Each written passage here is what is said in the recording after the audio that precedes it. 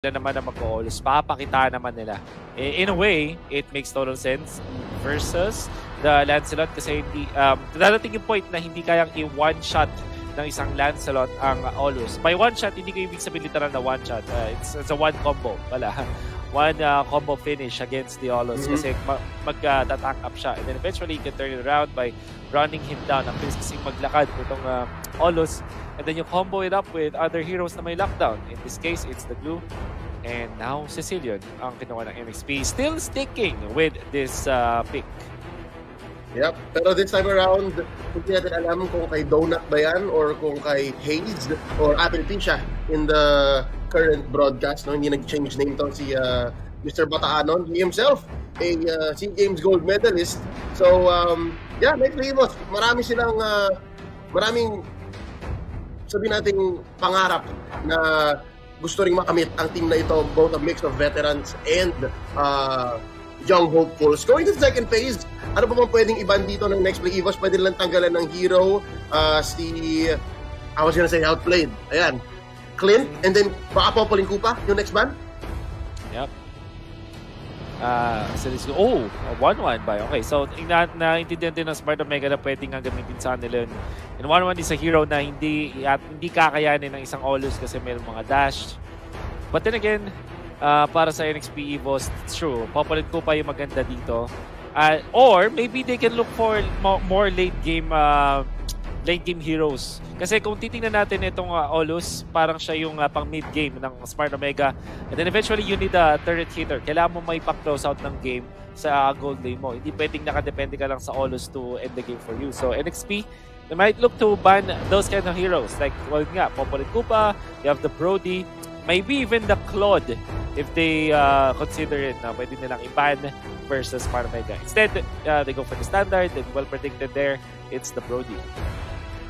Yep, Brody, ang kalamangan niya dito is magandang sagot niya yung engagement niya with the Lancelot in any case, kunyari 50-50 naman para kisira. Yung second skill nung Brody might buy him enough time to even outplay yung Lancelot. There's the usual ban by Smart Omega, so sinasabi nilang kung may Faramis kayo, ilabas niyo na, kasi kung hindi, mahirapan kayo dito kay Renzi o Glue. Pero next Limos, Wolf, nabanggit mo, yung hero na pwedeng iban nila ay pinili. That's going to be the Claude. Hindi ba masyadong mahal ang lineup ng next Limos? It is. It's super late game. And in a way, meron silang pang sagot doon sa Glue. At okay talaga ang Claude versus the Eve. It has been theory crafted as one of the answers to the Eve kasi ulti ka lang, mag-BMI ka lang dun sa likod ng Eve and you're okay. It is expensive kasi may Sicilian sila for sure. But at least meron sila nung tinatawag kong bridge into the late game kapag meron kang farmer. Now, Omega, they can answer this with yung pang-talon talaga doon sa Claude, pang lockdown, and it's going to be the Ruby for the control. Ruby Eve ang combo ng Smart Omega on the classic ones and go for the Popolin Kupa. Wow. Yung Ruby Eve, I remember very fondly nauso siya nung kasagsagan ng MPL Invitational 2021. Doon parang on an international level nagkaintindihan yung mga teams. Ang lakas itong combo na ito pag nagawa nyo. That's right. And now NXP, ang maganda sa composition nila is meron silang Kufra against this Ruby. Actually, what if they go for the Phobius? Magandang Phobius ngayon para sa NXP EVOS. Pang-cancel siya dun sa Eve. Decent siya na lane against Glue. At maraming mga dash. Instead, they go Edith para sa next play EVOS. Although, they missed out on that opportunity na kumuha ng Phobius. It is very good dun sa composition niya. So, Edith here going to the XP lane. Si Oreshi ang nilalaro niyan. And then, Cadenza, Kufra. Alright, so, mid-Sicilian ang mangyayari dito. Donut's gonna be playing the Claude. So, malinaw nga, may mga lanes or may mga farming phases lang ang next play EVOS. Tapos, Omega naman, a little more orthodox. Parang mas gets natin kung ano yung tempo at yung galaw ng Omega in this game here. Alright, so it's like your textbook mid-range or mid-game na composition. Ang masasabi ko dito sa Claude pick, sobrang tricky niya kasi in theory, kaya niyang counterin yung mga heroes or may sagot siya dun sa heroes ng Omega individually. For example, okay, good siya with Glue kasi may Art of Thievery, but meron siyang pang-outplay dahil meron siyang dash. Meron siyang BMI, tapos kaya niyang i-run down with DHS. Individually din, good siya against Eve, di ba? Pwede ka nga mag-BMI sa likod, up your ultimate, kill the Eve. Individually good against Olus kasi mahirapan yung Olus na habulin siya at pwede siyang maubusan ng buhay before he is able to hit the Claude. But put them all together as a combo na may kasamang Ruby at tapos meron pa siyang kasamang Sicilian, baka doon siya mahirapan. We're gonna see how this pans out. Game number 2, tingnan natin. Match point nga pala for Omega.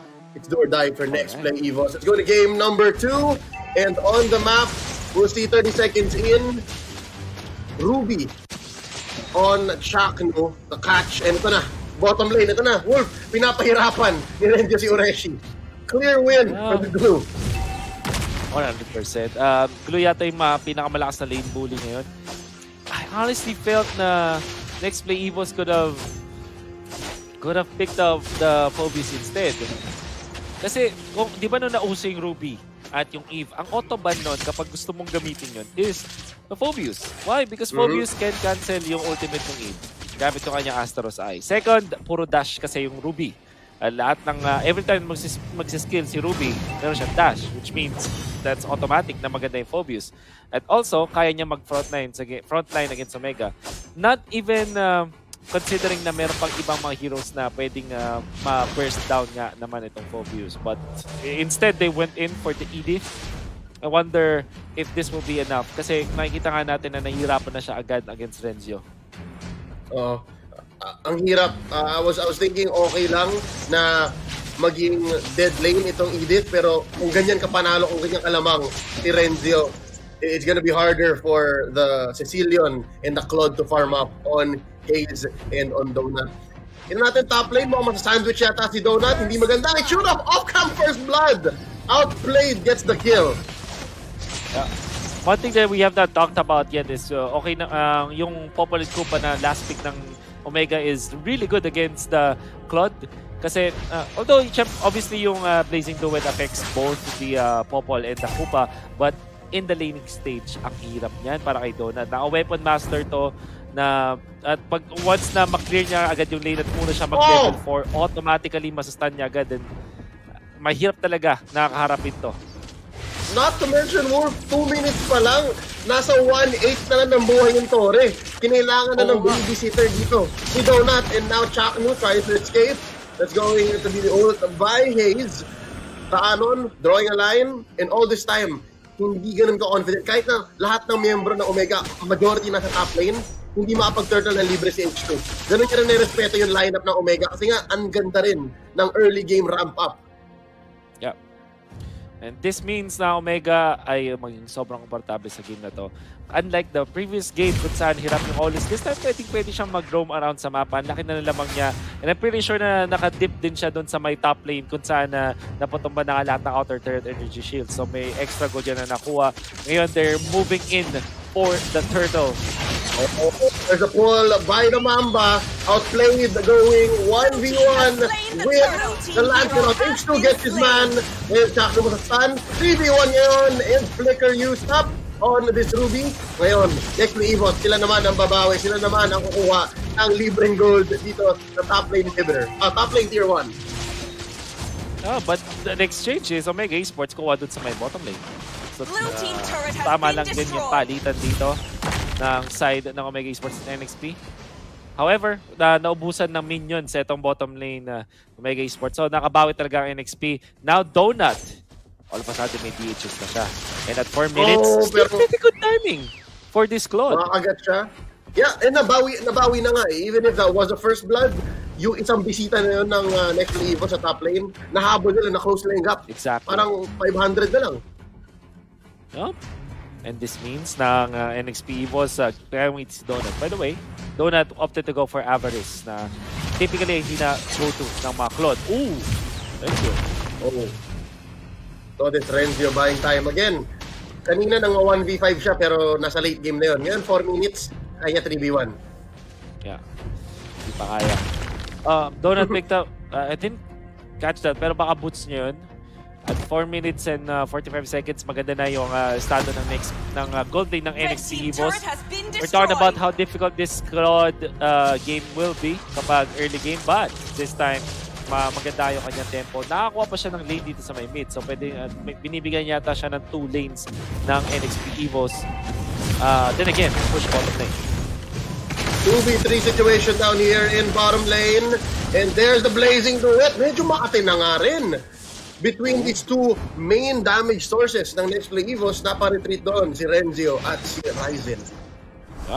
DHS na ang item ni Donut, so pumupunit na to. Makati na, but yun yung problema kapag natalanan siya dito ni Renzio.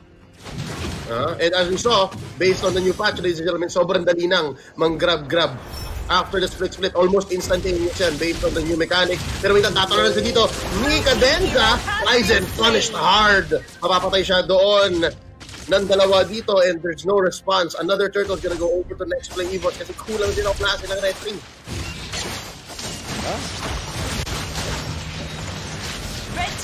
That's gonna be Shield going up for Next Play EVOS. Real-world manipulation, naghahanap, nag-grab-graban dito si Renzio. Na-blazing duet dun sa likod. Si Kapitan Kaidi. That's gonna be the battle mirror image out. Reshi nasakyan dito ni Renzio.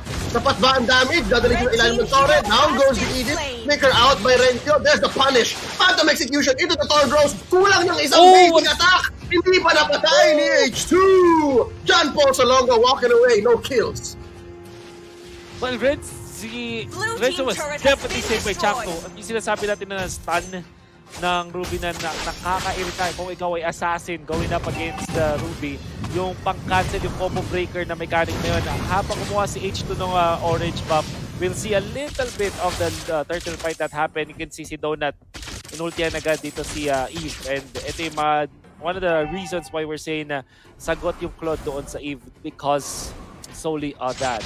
Renzio able to get a kill onto the Edith. Already showing na superior explainer talaga ang Blue. Oh, real time.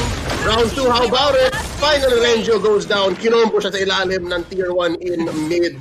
Nakabawi ang Next Play EVOS doon. Where, by the way, nakakuha na sila ng gold lead. I think Outplayed has started joining fights more kaya hindi siya nakaka-farm masyado. Natatagalan siya mag-manage ng top lane. Ngayon dinala siya sa baba. And because of that, lamang na ang Next Play EVOS. Pero very small kasi mabawi na sila. Another potential kill onto Chaknu. Mangilog survives. Backing out. Pero ito, tinitretin nila ang push sa mid. Ayaw umalis sa Next Play EVOS. It's all about that push it's all about the mid lane para sa pares sa team sa to. Not giving up. One thing pala na masasabi ko dito about sa Popolin Kupa, it's good sa last pick para sa Omega Esports, but we forgot about the fact na masaya si H2 na merong Popolin Kupa sa side ng Omega Esports. Yung extra dashes, extra puncture during team fights. That one extra can mean the world para sa isang Lancelot in the latter portion of the game when the team fight does happen. This time, ang Lord ang pag-aagawan ng dalawang teams. And H2 already up with a Blade of Despair. Gagamitin nila to. Look at the positioning of Chakto as well as Outplayed. Pwede lang cowboy. Yun na nga, may lockdown sila! Pinilit ang blazing duet. Nabuhay pa si Outplayed doon pero si Donut not in any shape to fight. That's going to be one major factor para sa Next Play EVOS. So say, wait lang, mamaya na guys. Hindi pa natin ito kaya. Pa-purple muna si H2. May Lito Wanderer, tsaka meron din siyang Purify. That's why he managed to survive that pick-off. Outplayed almost, but not quite. Ang nakita na natin nung mula kay Donut. Oh, that's a nice job by Cadenza. Mapipick off dito si Renzio. Donut gets the kill and slowly but surely, ang ganda ng ramp up ng isang Claude into this mid-game. We're leaving the mid-game dahil 9 minutes in na. This is going to be an early Lord. Nasaan si Ryzen? No, I don't think they can contest this. It's very difficult. Yeah, Lancelot na wala rin naman dito sa area. But then again, ang NXP meron silang Claude. So pwede itong slowly nakakunin itong Lord. They are indeed doing that. Another jump in and full Yakno coming in, knock up via the Lord. That's going to be the Phantom Execution. They need to get this, and there's the retry coming in. Perfect timing for H2, pero real manipulation. Mahuli pa si Donut. Nasaan dun sa may boundaries ng real manipulation. And there's a Sanguine Cross keeping them in. H2 puncturing on through target after target. Tinudok, tinungog niya ang isa, dalawa. Pero may bawi pa pala. 1 for 2 so far. Pero naka-Lord ang next play Evos doon.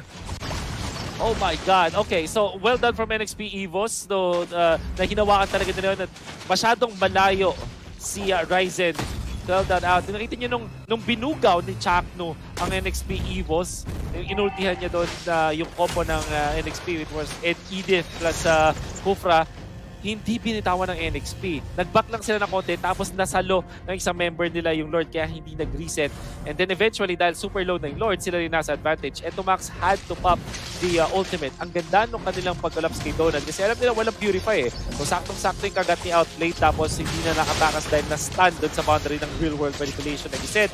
But yung Sanguine Claws was perfectly used by the side of NXT Evos. Nakita natin mula kay Yelly Hayes na napigilan talaga niya yung additional kills ng Omega Esports punching. Yep, and just like that, walang maisagot si Chuck nung nahuli siya ng combo after combo ng skills ng next play Evos. And they opened up bottom lane, pero top lane bumabawi, trabaho lang dito. Si Ryzen, Mr. Sumagi, taken one. So again, Wolf, I think babalik na naman tayo sa point na Omega naman ang magka-spike. Kasi basta tama yung positioning ng isang Aulus na yun lang naman kalaban niya eh, mobility. Basta maganda ang lugar niya, he might be good. Undying Fury placed here to stop the push. And yan sasaluhin ni Renjo ang ult ni Apple Pisha, ni Hayes. We're looking for that spike for Omega. Yun ang bawi nila, pero next play was they're in control. Up. Oh, wow. I really think that may small rivalry itong dalawang teams na to. So many times na nakita natin when Omega Esports go up against next phase Evos, nag-init talaga mga laban. And usually it ends up in a full series, man. Laging kung best of 3 on, it will end up 2-1 for sure in either team. At hindi ako magulat kung ganito yung mangyari, especially with how NXP is handling yung kanilang composition. It was very expensive. Meron silang Cecilion, meron silang Claude. Kailangan nila talaga pumunta sa late game. But so far, so good for their team. Sila yung nakakalamang at 12 minutes. And that's all that they are needing. And Hayes, nakakuha na nga siya ngayon ng kanyang purple buff, which means na madali niyang madedepensahan yung mga lates. Kaya niyang i-spam lang talaga yung kanyang mga spells. Yep, now that we're talking about Hayes, kanina pa tayo donut ng donut. Kanina pa lang pinapansin yung Claude na kung paano siya nag-survive ng early, na-push siya, natetrete niya si Kaidik. Pero hindi natin napapansin na ang sakit na rin pala ng Cecilion. Sobrang threat na talaga ngayon ni Hayes. So Omega Esports, ang dami lang inisip, ang dami lang kailangang i-manage. And looking at the item game, kulang na lang ng isa pang full item. Well, pabuo na tong item ni Donut. Pero on the way na siya. And not to mention, maganda rin naman ang farm ni H2 dito. He hasn't died. Siya at si Hayes, hindi pa namamatay. Sobrang importante nun. Very important. And nag-slow down yung ating laban. Finally, may DHS na si Outplay kasi he went for the defense build muna. Wind of Nature yung kanyang prioritize. This time, he's gonna hit hard. The DHS, pwede niyang bigyan yung Edith. Pwede niya i-focus yung Edith as well as the Kufra. Ito yung sinasabi natin na minsan kailangan mong bigyan yung mga nasa harap ng sangaban. And sometimes yun yung nagiging toka ng mga marksman.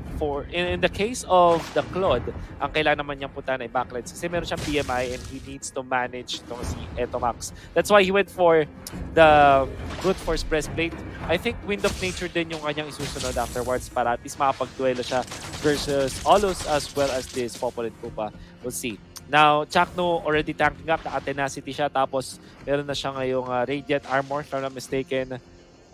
Sorry, it's not a Radiant Armor. He went for Athena Shield for the magic defense against NXP Evos. And now, meron na tayong Lord ulit. And everybody is trying to hide. Look at the positioning of the members of NXP Evos. Orange buff ang gusto kong kunin ng H2. Nanakawin nila to. And there's a backup from Oreshi.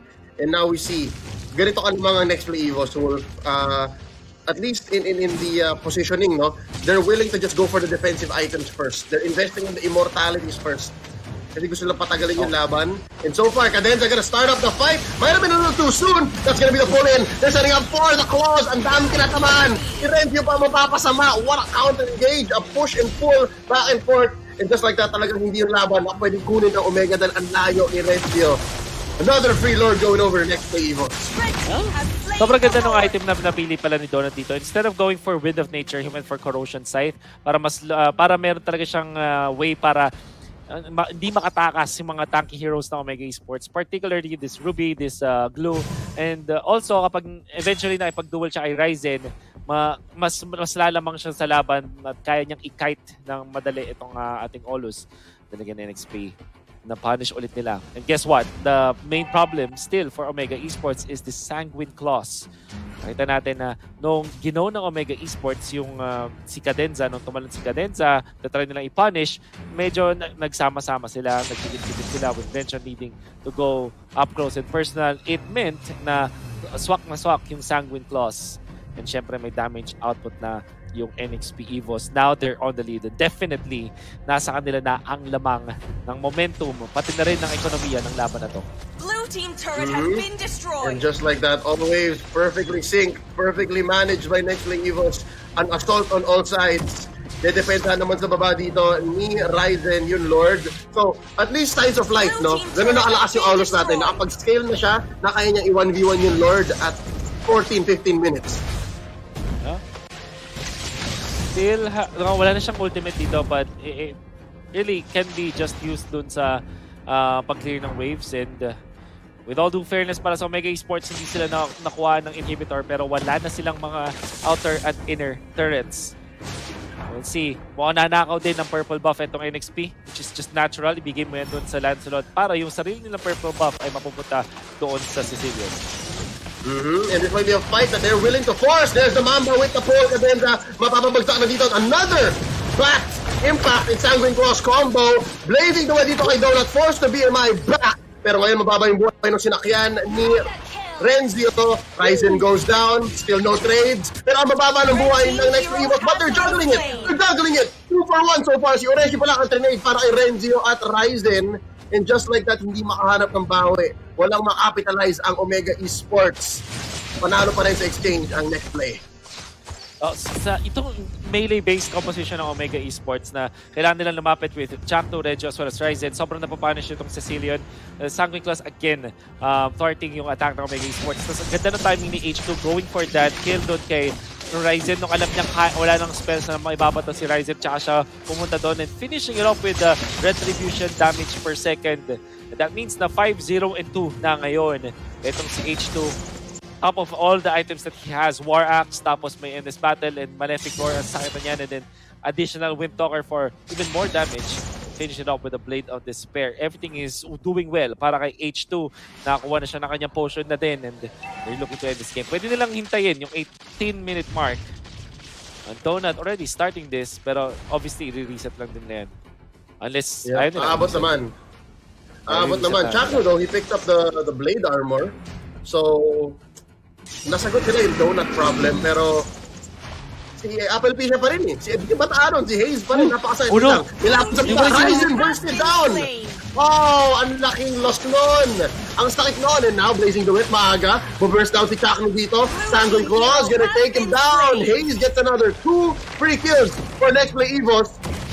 Split team fights, not for them. Hindi magandang sitwasyon yon. Dahil next play EVOs, sobrang lamang nila. Isa na namang Lord. Possibly Wolf, Lord for the finish.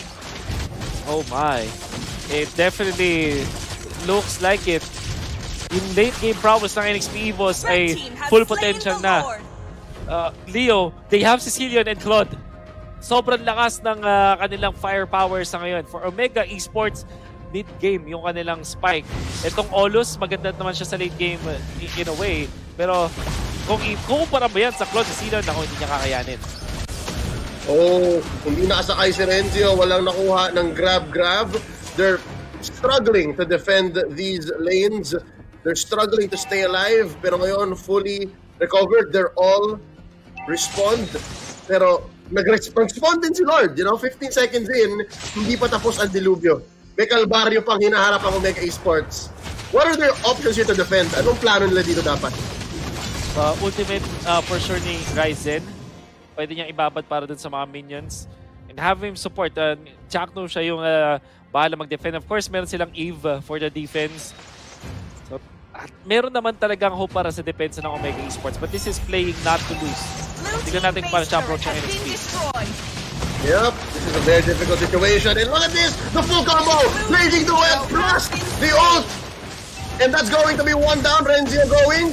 Ryzen, may napop siyang isang mortality doon. He's still gonna wail there. The winter instruction. And there's the jump in. Bursted down. Si Cadenza mga final hit. And the Lord is still standing. May waves pa rin dito pero mababa ang buhay ni Hayes. Mababa ang buhay ni Apple Picha. Walang na-trade dito ang Omega Esports muli. 2 inhibitors, 2 kills, no casualties. Next to Evos, happy to leave this for the next Lord. 80 seconds away. Oh, yeah. Save for the immortality, sobrang ganda nito. You can see na yun talaga yung melee comp ng Omega Esports sa kailangan nilang lumapit. Sobrang daling i-punish ng NXT. To the point na itong Kufra ay siya na nga talaga yung sobrang nauuna. Typically, mag-aabang ka pa talaga ng tamang moment mo. But in that particular clash, nauna na doon si Cadenza. He knows na mayroong iba pang ways para mag-punch ng NXT dahil meron pa rin Edith, meron pa rin Cecilion. Nakakuha sila na push sa may bottom lane. Super duper happy with the result of this. At in 50 seconds, the next Lord will come anyways. That's all they can do. All they need to do right now is to close it out. Yeah. Time is on next play Evo side. Omega Esports, ito na yun eh. Like, most likely ito na yung final form nila. Approach na lang ang kaya nila i-tweak. Next play Evo's peak performance na to. So, at 21 minutes, if anything, lumalakas pa si Hayes dahil sa stacks na nakukuha niya. So,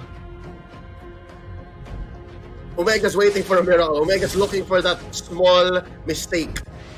Kasi, di ba, back-to-back, ni pick-off wala eh. Hirap na hirap ang Omega humanap. Exactly. At this point, uy!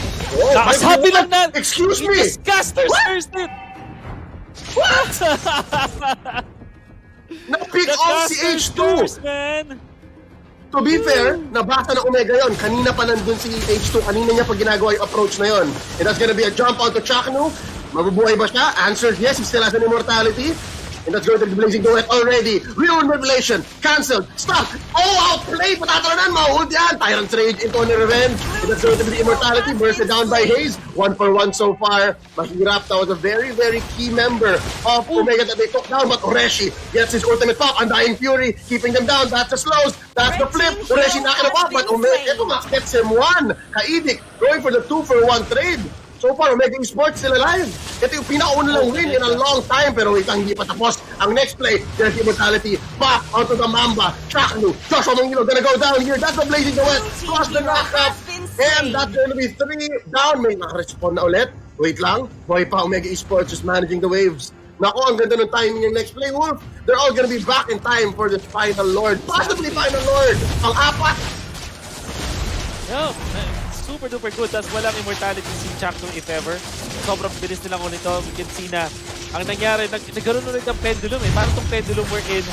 Kapag nakakuha ng isang pick of vision team, tapos nag-overextend sila, mapupunta ng sobrang rubber band pala. Hindi pala pendulum, rubber band siya dun sa opposing end kasi magre-respawn na yung unang na pick off. And that's exactly what happened in this game. Naubusan ng firepower ang Omega Esports and now NXT. They have got the advantage. Game-ending Lord for sure. Tingnan natin kung kaya pa nilang depensahan. 3 lanes ang magtutulak. At may kasama pang extra buffs. Just like an orange buff. Around this Lord area. And walang immortalities. Apart from Ryzen ang side ng Omega. Wait lang. This is like that movie 300. They're trying to defend this one lane. Nagharap sila ng magandang depensa. Cadenza, umikot-ikot, nag-stretching. Wala muna siyang Tyrant's Rage. And there you go. Renzio getting hit with the back claws. Puncture on through with the Torn Rose. There's the knock-up. Delikado si Chaknu. Blazing the web. Papasok. Makakapatay sila ng isa. And that's it, ladies and gentlemen. That's all she wrote. Next to Evos. Even the score, 1-1. Wolf.